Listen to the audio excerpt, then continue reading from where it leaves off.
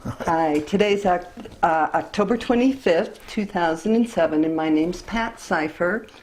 Today I'm here in just outside of Ward, Colorado, and I'm interviewing Lorren Smith, better known as Smitty, who has been in the area since I believe 1979. Yes. He is a retired fireman from Denver, Yes. the Denver Fire Department.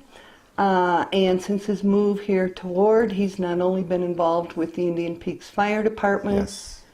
but he has been involved with many of the various camps that exist here outside of Ward. Yes. So, Smitty, welcome. And I'm going to begin by asking you where and when you were born. I was born in Louisville when it was 6 blocks wide and 12 blocks long. It's kind of changed a little bit since then. Then we moved to Denver right after that. And what year were you born? 1931. 1931. So will you tell us a little bit about your early years, maybe your schooling, service, that kind of thing? Well, as I say, I grew up in North Denver. I went to parochial schools, Holy Family, all the way from the first grade through the 12th. And we graduated from high school on a Sunday, and Monday I joined the Navy. There were 3 of us that started school together, and we went down and joined the Navy. Back then there was a waiting period. They tried to make up a recruit class from a geographical area. So they said they would call us when they were ready to take us in. So the 3 of us went up to Crochet Lake up above Yampa, Colorado, and spent the entire summer up there. And we went in the Navy then in September the following year. And just had a fabulous time for a group of young kids to be all alone up in the mountains. And really that was my first experience with mountains in Colorado. And what did you do up there? Crosso Lake, is that it? Crochet Lake. How do you spell that? Do you know? C-R-O-S-O. Oh, Crochet. Yeah, it's just above Yampa. And of course we had $3 or $4 a piece when we moved up there, and immediately ran out of money. And there was the Yampa Valley was actually the home of iceberg lettuce. That was all lettuce fields in there, and they had a produce shed in Yampa. Well, while I was in school, in high school, I used to nail crates, made lettuce crates and that for Denargo Box Company, and had been around produce sheds quite a bit. So the 3 of us went down to the produce shed there, Crowner Brothers, and the first thing he said, "Can any of you drive a truck?" And I said, "I can drive anything you got." I'm 17 years old, and he's got this great big monstrous semi with a flatbed. And he said, "Well, back that in." And I had to back underneath a garbage chute into the produce shed, and it took about 15 minutes. He said, "You got the job." He said, "I can't get that in without less than an hour." Wow. So he hired me $1 an hour, which was pretty good money in 1948. And my job was to drive from Yampa to Taponas, about 20 miles down the road. There was a big ice house there. And 3 times a day I'd drive down and load the 300-pound blocks of ice on this flatbed, then bring them back up and drop them off at the produce shed. And I'd help them chip the ice up, just throw it into grinders, and then help them ice box cars while I was there. And then the other buddy, he said, "I can drive a truck," so he drove the garbage truck. And the garbage dump was down by Taponas also. So we used to race up and down the highway. And the other boy was really a good crate nailer, and he asked the Crowner brother if he'd set up a crate yard and nail the crates right there instead of having them shipped in on the railroad. And he could save him money, and he could make money out of it too. So that was our summer job. Okay. And it was exciting. It was a lot of fun for 3 snot-nosed high school kids to be out on their own for the first time. The truth, had you ever driven a semi before? No. No. I was too young. You had to be 18 to have a chauffeur's license, which you needed for driving a truck. And I was only 17 years old, but he didn't ask for a license. So it worked out all right. Okay. And so then you went into the service. Yes, I went in the Navy. I joined on what they call a kiddie cruise, and it was when you were 17, you stayed in it until your 21st birthday. And in the Navy, I first went on a destroyer. I joined the Navy to learn a trade, something I could bring home and work at. So my first assignment was on a destroyer, and they made a signalman striker out of me. And I figured, where can I make a living in Denver with semaphore flags? Or running the lee helm of a ship, which was the signalman's job. So I made the cardinal mistake of asking for a transfer. I didn't realize that was something you shouldn't do. The executive officer called me in and just read me out. What do you want? And I said, well, I want to learn their trade. He said, well, where do you want to go? And I said, well, submarine duty is good because everything on a submarine is a trade that you can have, that work as a civilian. He said, kid, you're as close to a submarine as you're ever going to get. And that was true because the destroyer went over one wave and under two, and over one and under two. Wow.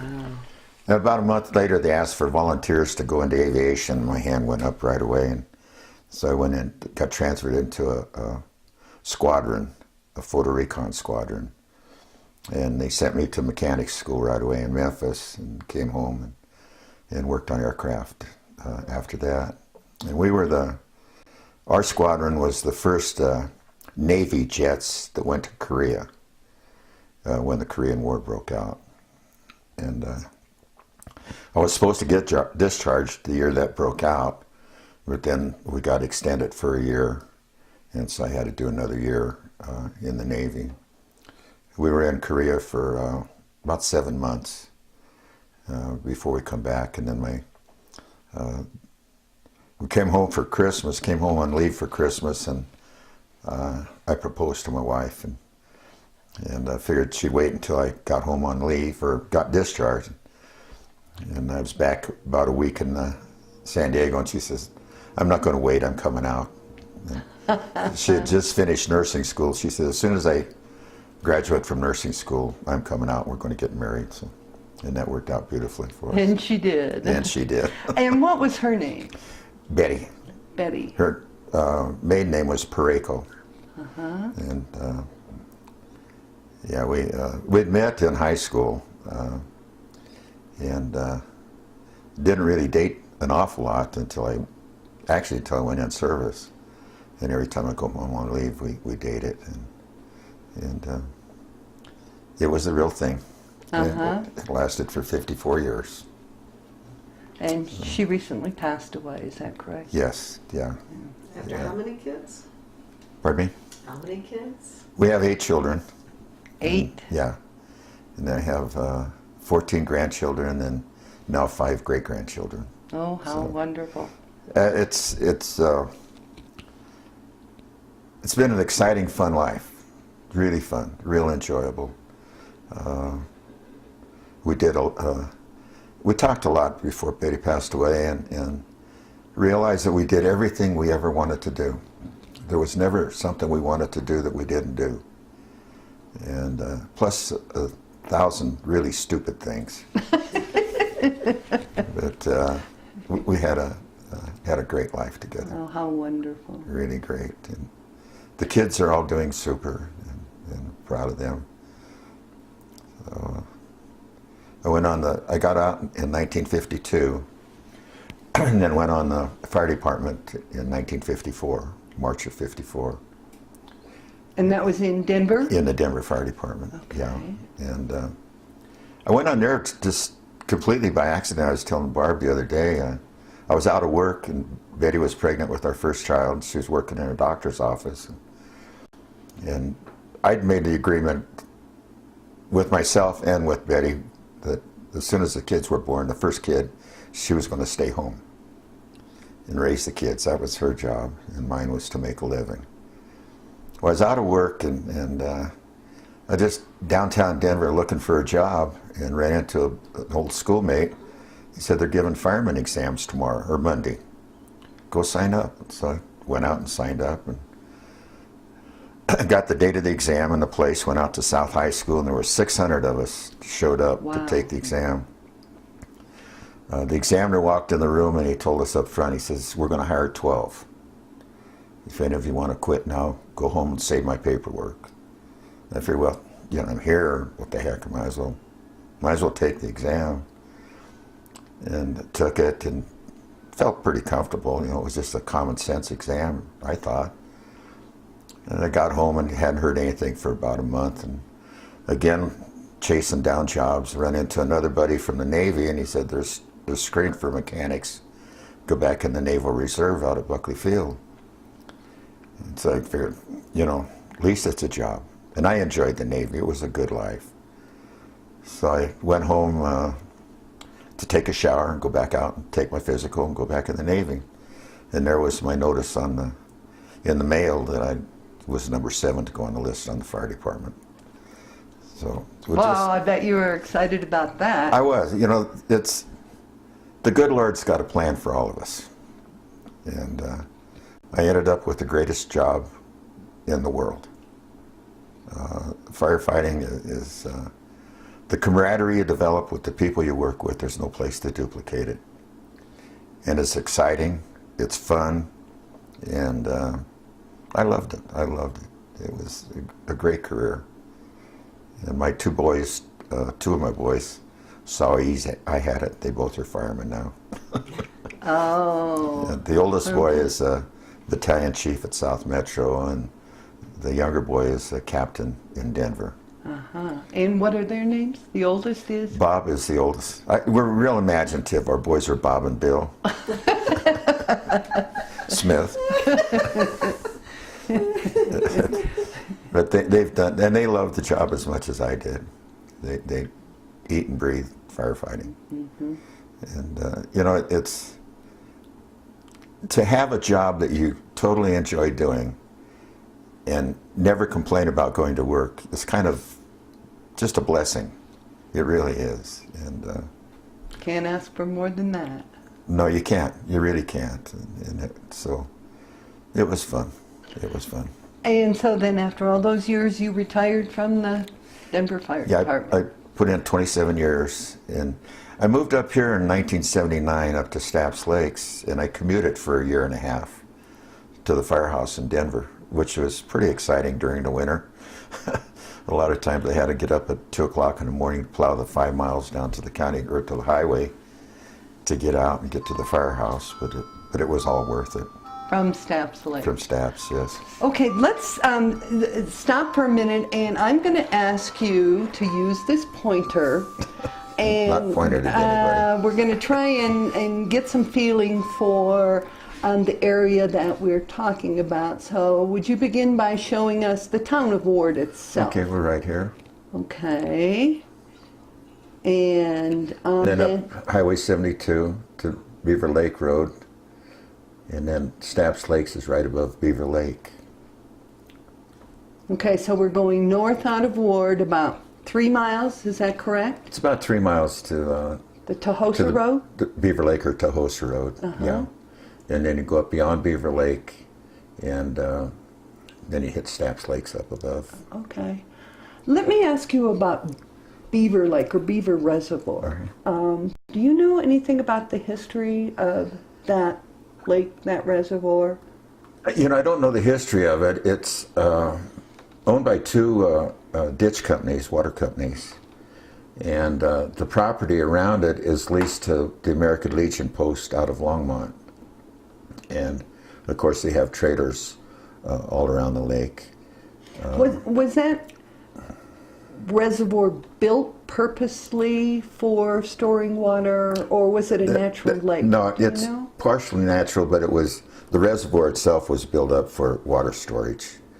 And I think left-hand water, and I believe in Farmer's Ditch, Farmer's Ditch. I believe own the rights to it. Okay. Okay. So, Stapps Lake. Stapps Lake is a very, very old resort. Is that correct? Yes, I was going through stuff while I was up there doing some rebuilding and everything, and Teddy Roosevelt had stayed there.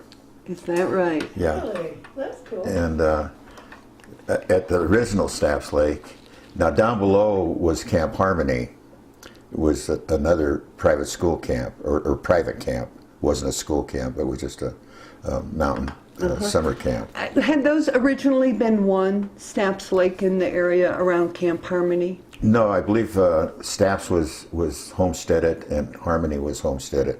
But it was my understanding they were both homesteaded by the Stapps family.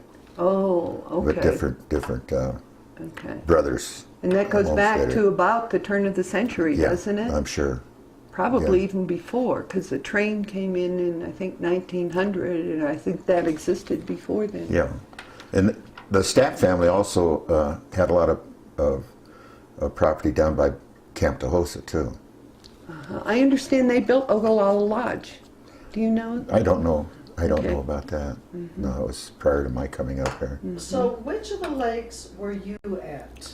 I was down at the bottom lake, which, well, it was man-made. Henderson put a lake in and down below where our rock cabin was. Now, will you explain to us who Henderson is? Jerry is the multimillionaire.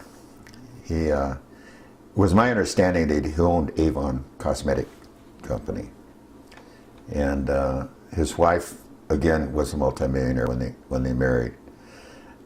Jerry had surrounded himself with yes men. He was just the sharpest mind of any man I ever met. But he did surround himself with yes men. And when I first interviewed for the job up there, when I heard it was opening, I went out and interviewed with him and told him I had a wife and daughter and son that would be moving up with us. And he kind of turned me down. So I knew a man that I saw while I was there that he was a member of the Roundup Riders of the Rockies, that Jerry was a member of the Rangers. And I knew a guy that was a Roundup rider, and so I called him, went down to see him, and told him, I'd really like to have that job up there. Good place for my youngest son to grow up and everything. So, well, just a minute. So he dialed Jerry out in Longmont, and he was in Las Vegas, so he called him in Las Vegas, and he said, Jerry, I got a good friend here that would like to have that job up at your ranch. Jerry said, well, have him come out and see me. And I'll be in town next week. I went out and saw him, and we're sitting there talking to him, and Connie was starting, our youngest daughter was starting her first year in high school. And he looked at Connie and said, well, then you can go to our school. It won't cost you anything. It was a 12-month boarding school. And Connie said, no. And I told him, I said, no, I'm not sending her away to school. She'll be a freshman at Netherland, and this is, she's going to be home with us. Well, okay. And I think that was the first time anybody disagreed with him. But he did hire us, and I came up in March of '79. And then when school let out that year, then Betty come on up with me, and we moved in. And Now, Henderson had quite a reputation for being somewhat paranoid. everything was Jerry's way, and if you disagreed with him, anybody else, you were in trouble. And one of the stories that he liked to relate, he went down, right after he bought the place up there, went down to a Dodge dealer in Boulder to buy a dump truck. Well, Jerry dressed like a bum. Jeans rolled up and old flannel shirt, and he didn't really look too impressive. So he was in this Dodge dealership wandering around, and nobody would come and talk to him. Nobody would come and talk to him for a while. So he went to the sales manager, and he says, I come here to buy a truck. He said, you wouldn't even have anything to do with me, I'm leaving. He went to International, and he bought a truck and a front end loader and everything. He told the guy at International, he said, I want this truck this afternoon. He bought the truck, and he drove back to the Dodge dealer and went in and told the sales manager, he says, see what you lost? But he was that kind of a guy, and his daughter was at Cornell University, and the TV reception was bad. And so he developed the first cable television, closed-circuit television. Wow. Just for his daughter at Cornell. Huh. And the great story on that was after she graduated and everything, some businessman approached him at a doings and said, "Jerry, I'm interested in buying that system. How much do you want?" And Jerry said, "Well, $1.5 million." And the guy said, "That sounds good." He said, "Well, come on down to my office and we'll draw up the papers and everything." Jerry went down to his office. Now, you have to know Jerry to realize this. He had a briefcase that had a rubber band around it to hold it closed. So he gets to the man's office and he takes his rubber band off, opens his briefcase, and the guy's secretary brings the man a drink but didn't offer Jerry any. He looked at him, looked back at the guy, picked up his papers, put the rubber band around his briefcase, and left. So didn't see the guy for about 6 months after that. The guy approached him again at some doings, and he says, "I'm sorry, I don't know what happened, but I'm sorry that you left the way you did. Is the system still for sale?" Jerry said, "Yeah." "How much is it?" "No." Jerry says 2.5.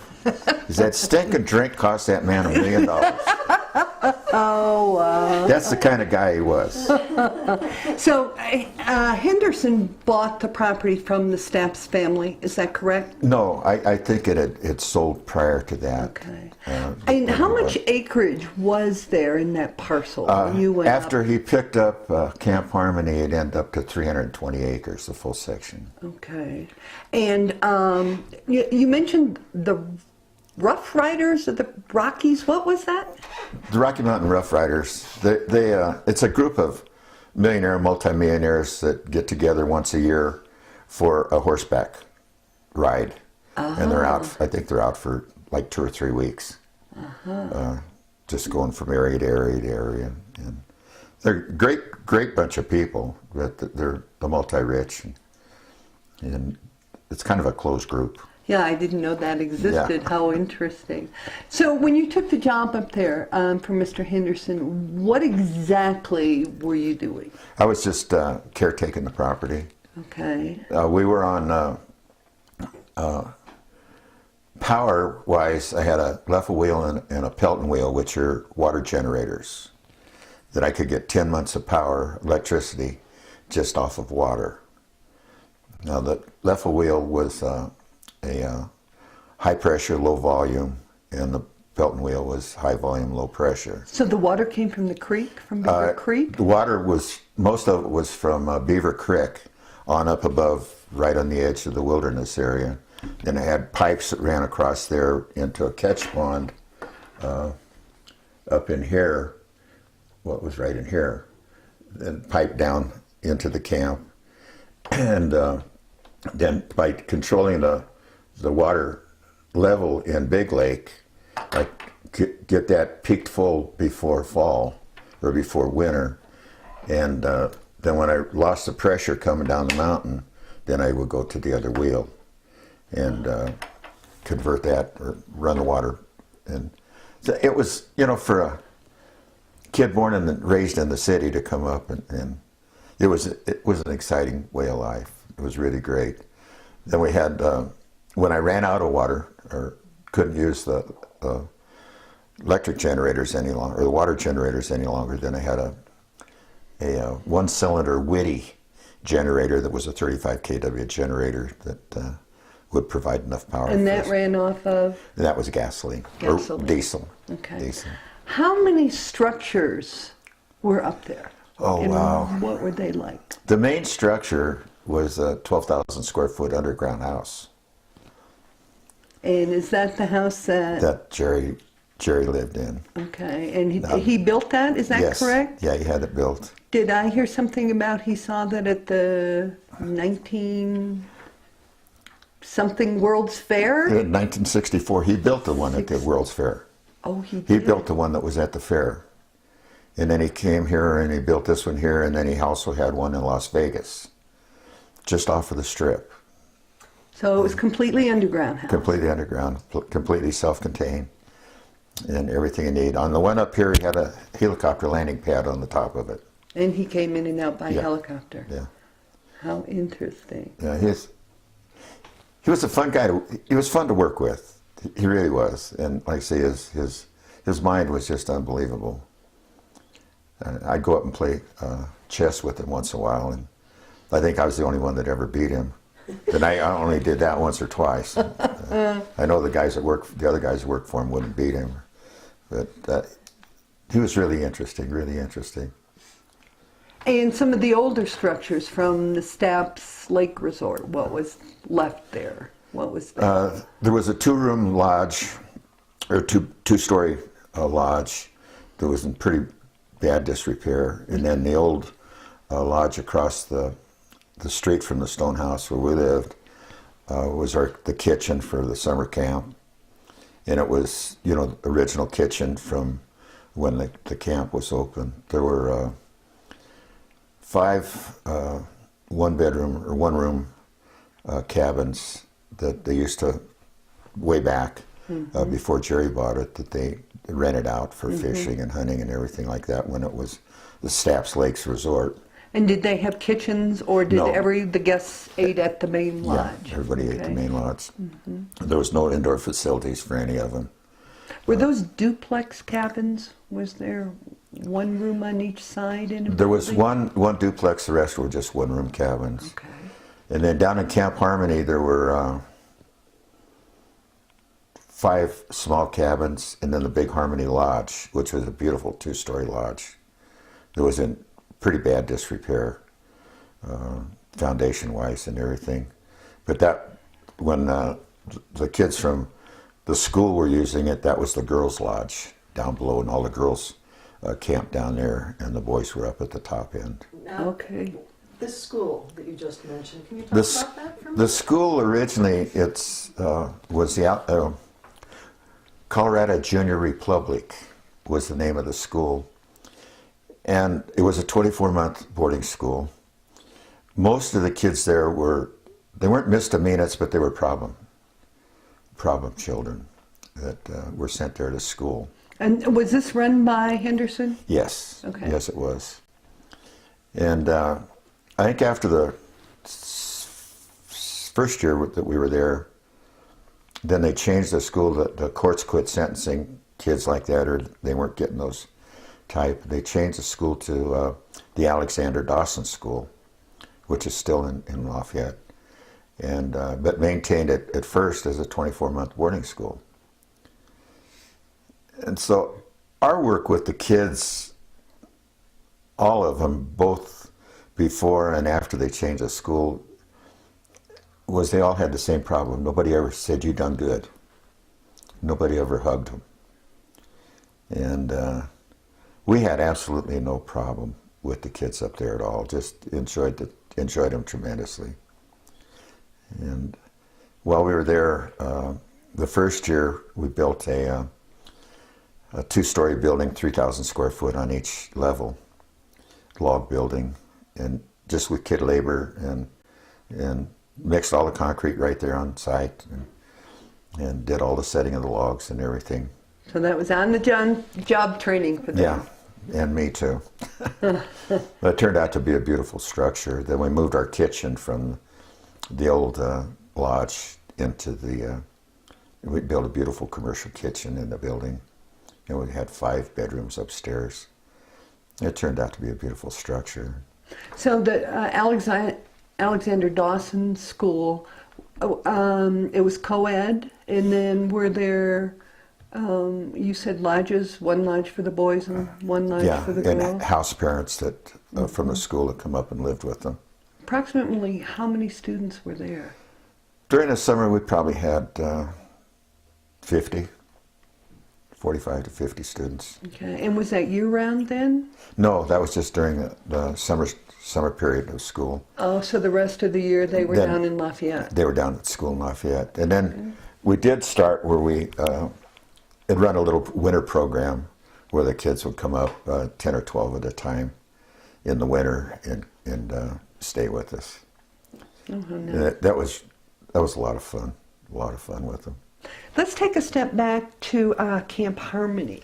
What can you tell us about Camp Harmony? Little or none.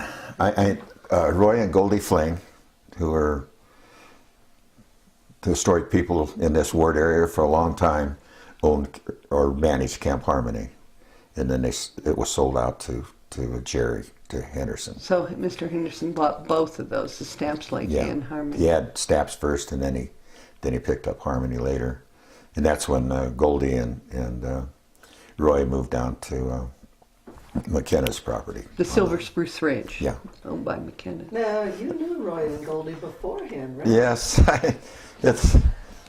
Roy had a garage on 38th and Julian in North Denver, and I was kind of a pest out at the midget races out at Lakeside Speedway, and Roy was working on midgets out there. Got to know him there, and also at the garage. And then his wife Goldie worked at the Stockyards Exchange in the Stockyards, so know her. So it was kind of unreal to move up here, and you know, they didn't remember me, of course. I was just a snot-nosed kid, but you know, to get to know them. And Roy and Goldie come over to our house at Tahosa one day and walked in the living room, and Betty had a picture of her mom and dad on top of our TV. And Roy walked in, he said, "I know that guy." Pointed at Betty's dad. They used to play baseball together. Wow. So small world, isn't It's a it? small world. Yeah, small world. Now, you mentioned Camp Tahosa. When did you end up down at Camp Tahosa? Camp Tahosa, the last summer camp they ran was in 1981, and they closed the camp down. And it was on the market for sale. The Scouts were going to get rid of it. Okay, so the original Camp Tahosa was run by the Boy Scouts Yes. of the Denver area? Denver Is that Area correct? Council, yeah. And they were going to sell it. They were going to sell the camp. They had purchased another camp down at Elbert, Colorado, Peaceful Valley Scout Ranch, which was considerably larger and had a lot of room for development, where Tahosa was kind of landlocked. It was 110 acres there.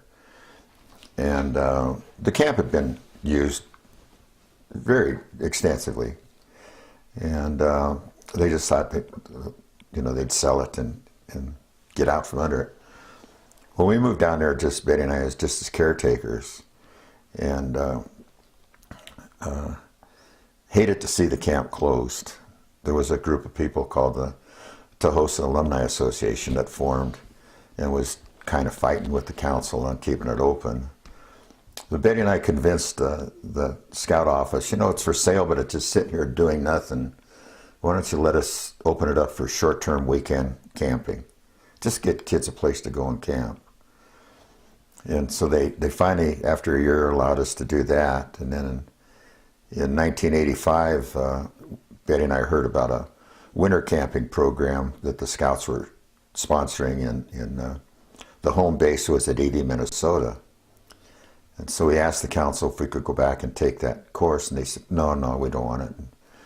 Well, through the Alumni Association and everything, we got some encouragement, so we went back to Ely and took the winter course. We was there for a week. I told Barb the other night, we got there on a Friday and slept in a nice little cabin, and Saturday we went through Friday evening a pretty intense indoctrination on clothing and everything, that food, nutrition, fluids. Saturday we got our gear, skied down to Moose Lake, pulling our equipment on a sled behind us, built a snow hut to sleep in. That night it was 55 below zero.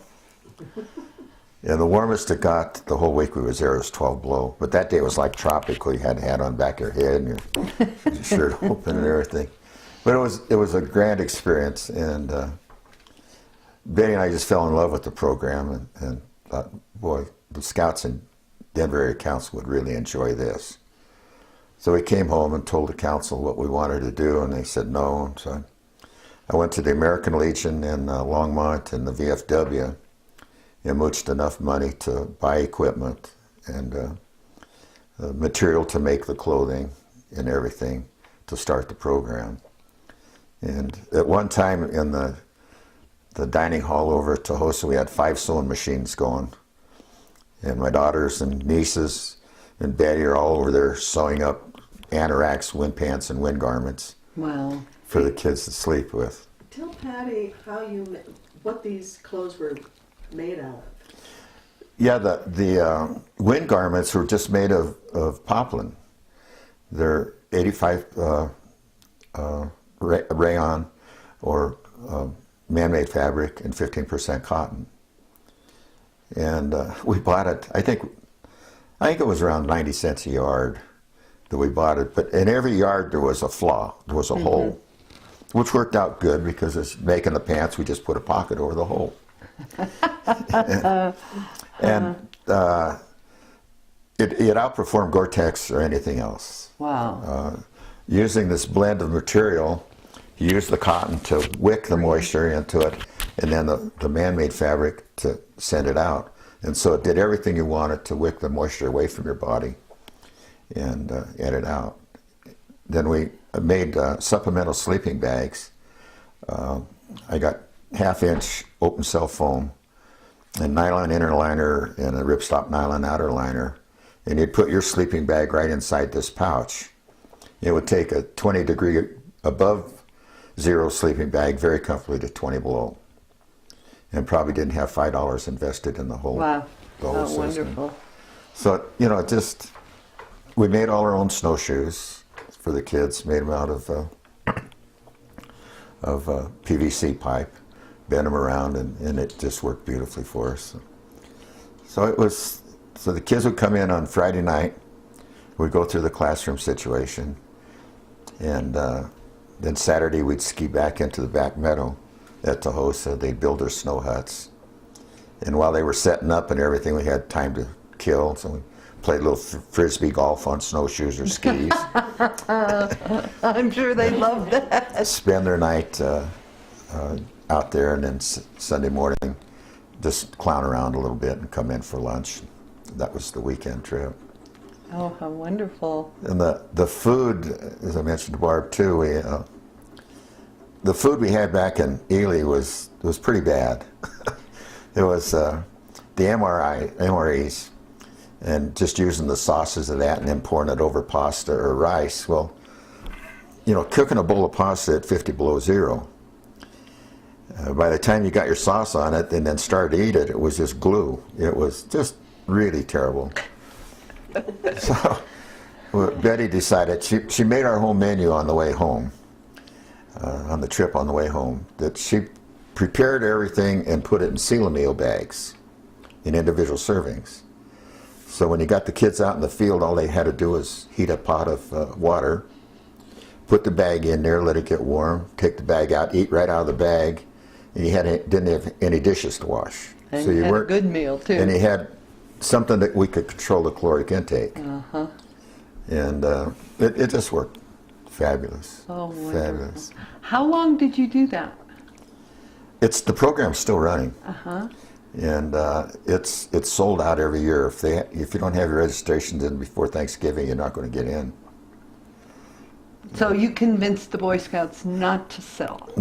We did. Then next thing I did, I built a low and high ropes competency course, and mooched the money for that, and got that up and got it running good. And right after I got that up, then we started a backpacking trips back up into the wilderness area. Where would you go on those trips? The first ones that we ran were 2 weeks long, and we'd go up and we'd drop off in vehicles at Beaver Lake, go up Coney Creek, and try to make it into Buchanan Pass the first night, and then get up around 3 o'clock the next morning, go up on top of Sawtooth and watch the sunrise over the horizon. That's the most beautiful thing in the world. You see the curvature of the earth, and then that sun coming up over that. Just fabulous. And goof around, found some good technical rock climbing, some good glissading, of course. And then What would you glissade on? Plastic trash bags. Trash bags. But like I say, we were technical climbing, so everybody had an ice axe, to rest yourself on a glissade. And one of the biggest things when you're glissading down a mountain, you don't realize that snow ends up in a pile of rocks. at the bottom. So you need something to rest yourself on the way down. And we were pretty cautious of that. All the technical climbing we did was all at least 3-point contact all the time. There was no overhangs or nothing like that. And a lot of rappelling. And we'd reprovision at Monarch Lake, and then come back up Avalanche Creek and over Pawnee Pass on the way back in. What a wonderful trip, yeah. Then after we got over Pawnee, that last day, would station the kids on the mountain where they had all the food and fluid they needed as an individual, but they didn't see anybody else of the group for 24 hours. So they did a 24-hour solo. And our thought on that was, as we were making the trip, was to get kids to be goal-oriented. And then hopefully on this 24-hour solo, they would think about where they're going to go with the rest of their life and how they're going to get there.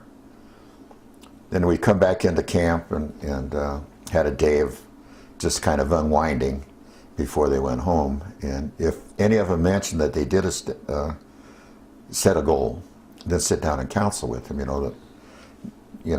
Wanting to be the President of the United States is great, but a realistic goal is something you can accomplish in 6 months.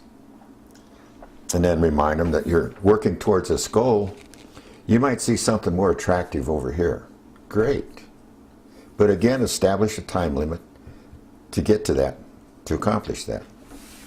And my thought was, if you could get 15-year-olds goal-oriented, how much ahead they are in the world. Absolutely. How many juniors in college don't know what their major is yet? How many kids would you have on a trip? 8. And how many counselors? 2 leaders. One adult leader and then one senior boy leader. And it was just fabulous. It was a great program. And as time went on, we had trouble getting leaders. My comment to the council was that we should go to DU or to Fort Collins and get, interns, kids that would come up and work as intern. Because when you're out in the field with a bunch of kids, you've got to relate to them. Now, somebody my age is not going to relate to them. Where a 21-year-old college student is going to relate, and it's going to give them a better challenge also. And finally the program died because of lack of leadership. And now since Bill took over the new ranger at Tahosa, they've gone to that, where the leaders, Trek leaders, are all college-age young people. And so the program is just going fantastic. It's down to, they're just running 1 week long, but they're getting troops in there from all over the United States using the base. Oh, how wonderful. So now, today, the person who's in charge of Tahosa is Bill McMahon.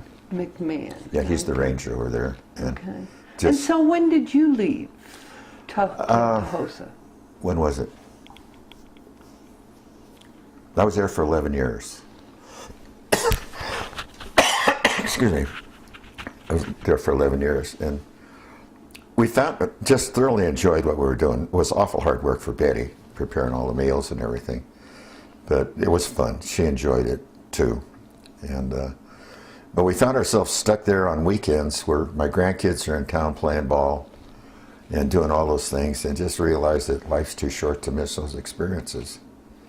And so we quit and found this property over here and built this house. And how long ago was that? Boy, 10 years. 10 years. Excuse me. Betty was also busy in doing other things. Like I remember a fire we were fighting, and she made some food for all of us firefighters, right? Yeah, she was always doing something for somebody.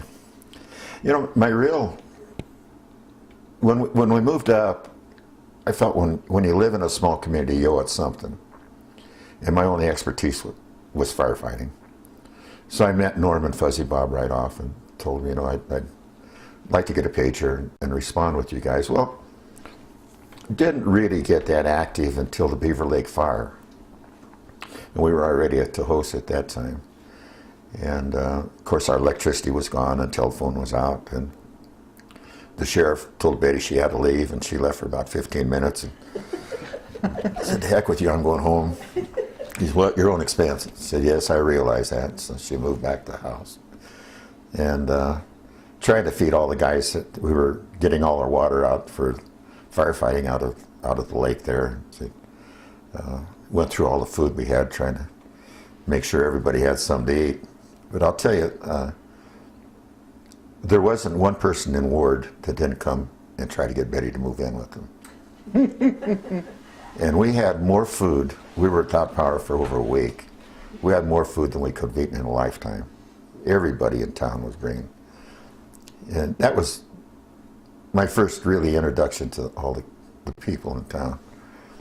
Then after the fire was knocked that Sunday, then the Ward Department was on, they were out for another 10 days putting out spot fires. And so they'd come down to our house for lunch, you know, eat lunch and relax a little bit. And it was great sitting there listening to them tell the stories of their youth and all the great things that they did when they first got here. So from that point on, you know, as a professional firefighter, you always look at a volunteer department as scabs. You always look down at them. After that experience with these guys and the way they worked and all the other volunteer departments that come in, my opinion changed 1,000%. And I'm really proud to be part of this group up here. We got some wonderful people. And really you are involved in what way now? Pardon me? And you are involved in what way? I'm I'm chairman of the board because nobody else wanted it. And that's the Indian Peaks Fire At the Department. Indian Peaks Fire Protection District. Yeah, I've been on the board for about 10 years, 11 years now. And we're real informal. We get the job done. We have our training 2 or 3 times a year, not monthly training. We don't have monthly board meetings. If we need to get together to make a decision to spend money or to do something, we'll call a meeting. If it's really not important, we'll do it on the telephone. And you know, everybody's got their own life. What do you need meetings for? I went to one meeting. We joined one of the groups in Boulder, where just board officers attended the meetings. So I made 2 or 3 of the meetings, which was a waste of time. And the last one I went to, the president of that group said, "Well, I called this meeting to discuss what we're going to talk about at the next meeting." And I said, "Did I hear you right?" And he said, "Yeah." And I said, "Well, I quit." I got up and left and never went back again. So, you know, just... How is the Indian Peaks Fire Protection District funded? We're on a mill levy, all the taxpayers in the district, and our mill levy is 3%. The maximum we could go for is 7%. Now, our revenue, proposed revenue for next year is $31,900. That's off tax money that we'll get in. Of that, $12,900 goes to insurance. Wow. So you can see that we operate pretty minimally.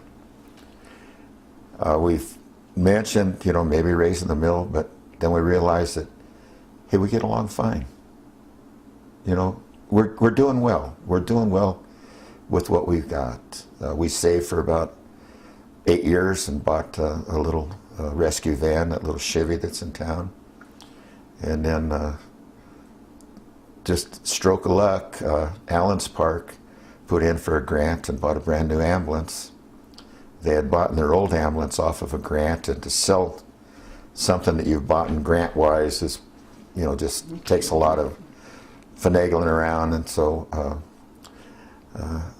the man that responds, Dick, that responds with us, as one of our EMTs told Allen's Park, "Why don't we sell it to Ward for $1?" And after some discussion up there, they decided to sell us their ambulance. Mm-hmm. So we're in the 20th century. We haven't made the 21st yet, but we're working at. So what equipment does the fire department have? We have a city rig, a big international truck that they bought prior to my going on and converted. It's a four-wheel drive, big 5-ton rig with an onboard pump and everything.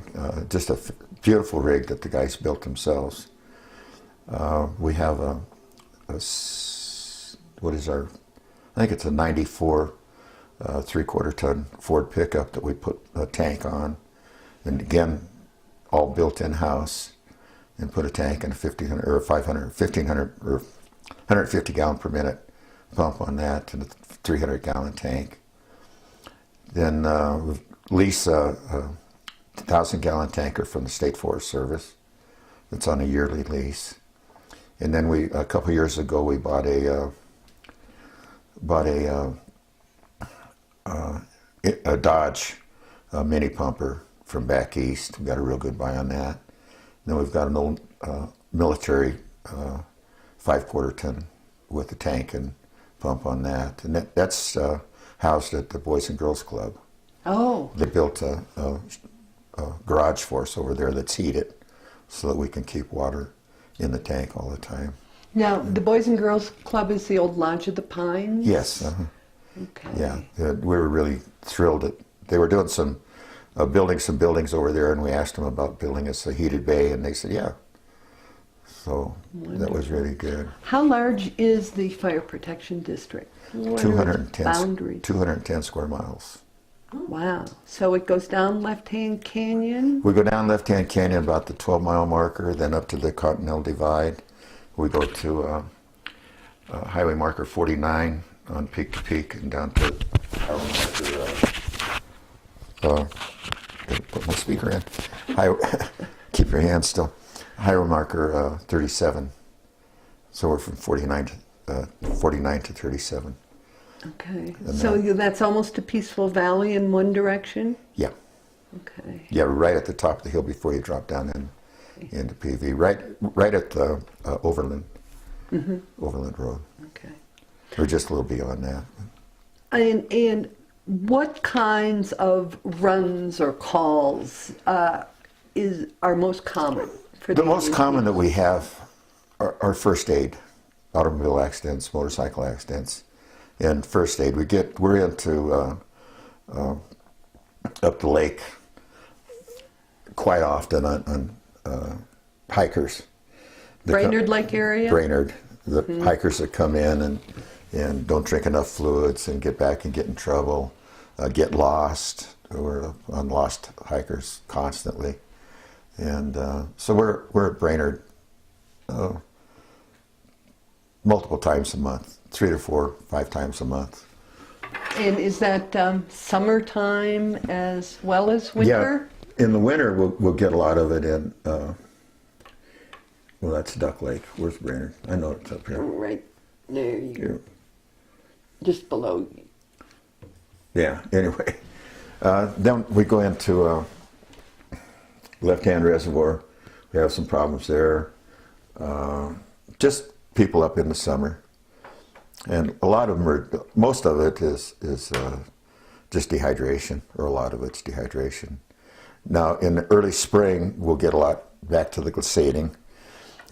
People get up and they'll come floating down a hill and meet the rocks at the end of it and get torn up pretty good. And but it's then we're really pretty fortunate here. Our highway accidents as heavy traffic as there is on peak to peak. We have really a minimal number. We do have quite a few motorcycle accidents, and they're not good. We'll quite a few fatalities on that. But we had one, I think it was last year or the year before, we're just up above Tahosa, this side of Tahosa, 2 cars met head on, and we had 5 code reds. Out of that, 5 serious injuries. We called in 3 helicopters. And but again, going in on that scene, within an hour and a half, we had everybody packaged and transported. Now that's pretty darn good for for a little volunteer fire department. And how many forest fires break out around here on an annual basis? We've been really fortunate the last few years that what small wildland fires we get, we've been able to get into them and handle them real quick. So our last major fire that we responded to was out of our district, was the Black Tiger fire that come up from Boulder Canyon and in that area. Yeah. Then we're in with Left Hand on stage fire, which is pretty drastic. And you know, my first wildland fire experience was the Beaver Fire, and I thought, boy, that is really unreal. Until we had until we had Sugarloaf, and see all the destruction over in there, and but it's totally different lifestyle from what my experience was. I know Norm followed me around all the time, telling me I'm using too much water to use a shovel more often. But it worked out well. It worked good. Fun experience. So, what do you feel is how would you describe the community that you're involved in since you've moved to this area? All I can say is the greatest people I've ever associated with. I wouldn't want to live anywhere else. When Betty and I decided to, leave Tahosa, this was where we wanted to stay. I've never been involved in the social life or anything down there. I moved to the mountain to be a recluse, but I've been invited to everything. They're just a unique, wonderful group of people. I'm going to die up here. It's the only place I want to be. And I think a lot of people who live up here feel that way. Yeah, as well. No, we fell in love with the area. It took us a long time to find this property. Rena Mans and I walked the mountains and walked the mountains and walked the mountains till we could find this back here and find just what we wanted. And you have an incredible view of the divide. I couldn't ask for anything better. Betty didn't realize that when we moved here, of course, this was all heavily forested, and she was only 5 foot tall. And I said, the Logs Peak's going to be there, Audubon's there, and this Pawnee over here, and she couldn't realize that. It didn't really until got the house set up, and she was looking out the front window. And, yeah. And now she can see it all. Is there anything else or anyone else that stands out in your mind that you'd like to talk about? We've just got a couple of minutes left. No, just everybody I met and associate with up here is just what I've wanted out of life. In all the years we've been here, I've never locked the door to my house. The keys are in my truck all the time. It just, it's like I remember going up to my grandmother's house in Louisville as a kid, and it's that kind of atmosphere. It's that kind of atmosphere. It's a family. Yeah, that everybody here is a family. If you need anything, they're right there for you. And hopefully it works the other way for me. I think so. Well, Smitty, I sure want to thank you for spending time with us today and sharing your knowledge and your feelings and your insights. And I'd also like to thank Barbara Sproul-Monroe, who's our videographer today and who also helped with the interview. And again, this interview is for the Maria Rogers Oral History Program at the Boulder Carnegie Library. And I certainly hope that in the future there are a lot more Smitties around. Well, if they don't move here, they're missing a great experience. They are. Thank you. All right. Well, we've got 2 minutes left, and so what I suggest we do is take the camera outside and just give our viewers an idea of the panorama that you overlook. How does that sound? Very good. I turned my speaker off. Okay, let's go. Very good. Just so everybody knows the property for sale. Okay. All right.